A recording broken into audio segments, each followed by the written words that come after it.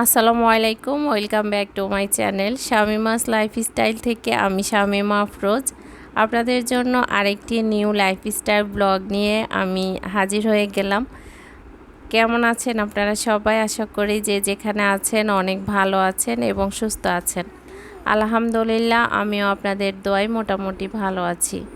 কাছে এবং দূরে, দেশ এবং দেশের বাহিরে যে যেখান থেকে আজকে আমার এই ভিডিওটি দেখছেন, সবাইকে অনেক অনেক দোয়া আর ভালোবাসা জানিয়ে আজকের ব্লগটি আমি শুরু করেছি।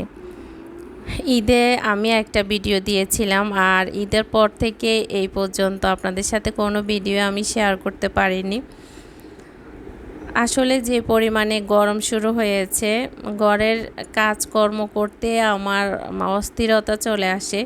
কি ভিডিও করব আর সেই এনার্জি পাই না, একদমই অস্থির হয়ে পড়ে কাজ করতে। আমাদের দেশে আসলে এমন গরম এর আগে আমরা কখনো দেখিনি। ডে বাই ডে গরম আমাদের দেশে বেড়েই চলছে। এবার তো গতবার চাইতে আরও বেশি গরম হবে বলে আমরা শুনে আসতেছি। আল্লাহই জানে বাকিটা আরও বেশি যখন গরম পড়বে তখন আসলে আমাদের জীবন যাপন করাটা কতটা কঠিন হয়ে পড়বে জানি না। আল্লাহ পাক রাব্বুল আলামিনে ভালো জানে, উনি আসলে সব কিছু করতে পারে। এখন আমাদের প্রতি যদি ওনার দয়া হয় তাহলে হয়তো বা আমরা স্বস্তি পাবো।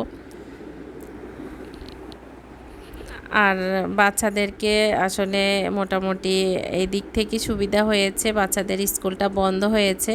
না হলে স্কুল গোয়িং মা বাবারা যারা বাচ্চাদেরকে স্কুলে নিয়ে যায় তাদের অনেক কষ্ট হয়ে যেত।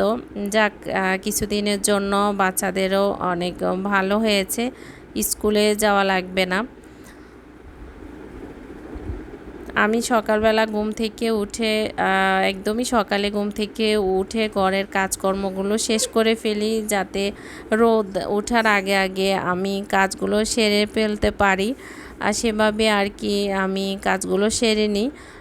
সকালবেলা কাজ করলে আসলে একটু ভালো লাগে, কারণ তখন একটু ঠান্ডা থাকে, ঘরটা একটু রোদ্রের তাপ থেকে একটু আসলে আমরা তখন একটু রেহাই পাই। যখন রোদ শুরু হয়ে যায় দুপুর টাইমে কিন্তু অনেক বেশি গরম লাগে। এজন্য আমি সকালে আমার রান্না বান্না কাজকর্ম যা যা করা সব কিছু শেষ করে ফেলি।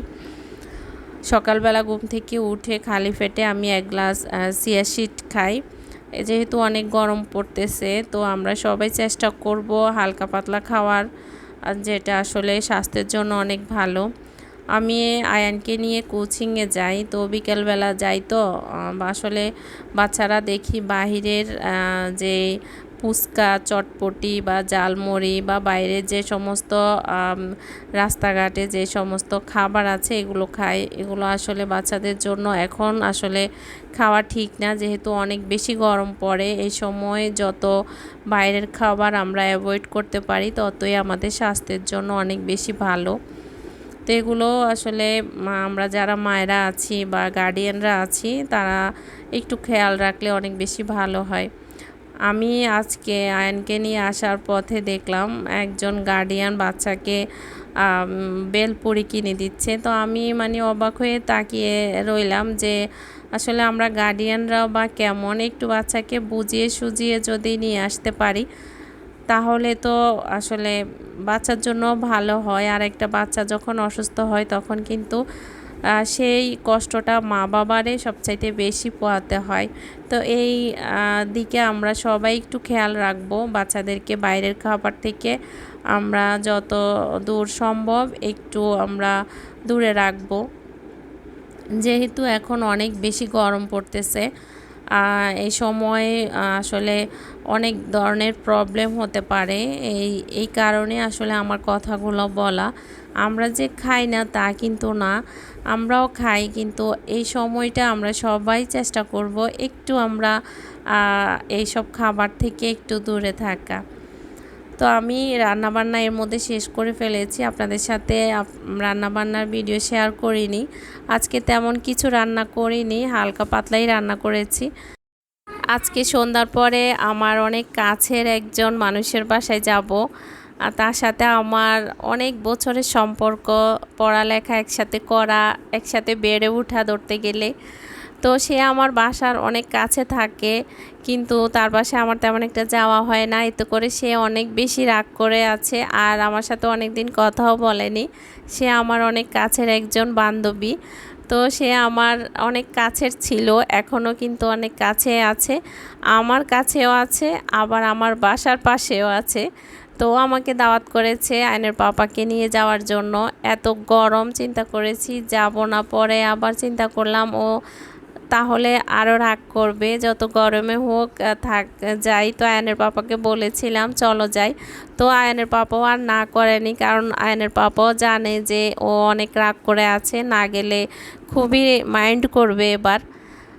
আসলে কাছে আছে যাব যাব করে যাইনি আর কি, যে ও তো কাছেই আছে এরকম একটা চিন্তা করে আসলে অলসতা করে অনেক সময় কাজে কর্ম থেকে আসলে যাওয়া হয়নি। তো যাই হোক, আজকে ওর বাসায় যাচ্ছি। রিক্সা দিয়ে গেলে 10 থেকে 12 মিনিট সময় লাগে। তো আমরা অটোতে উঠেছি, এখন বাজে 8টা। তো আমরা 8টার দিকে ওর বাসায় অলরেডি চলে এসেছি।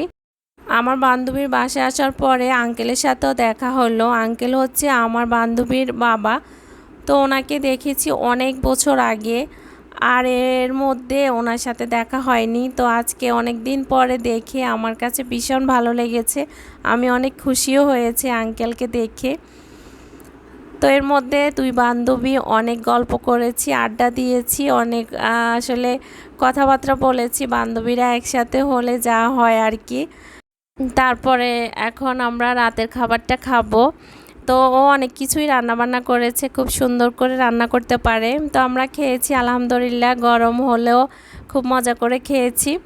আর ও ডেজার্ট করেছে, খুব মজার মজার ডেজার্ট। তো সেগুলো আমরা খেয়েছি।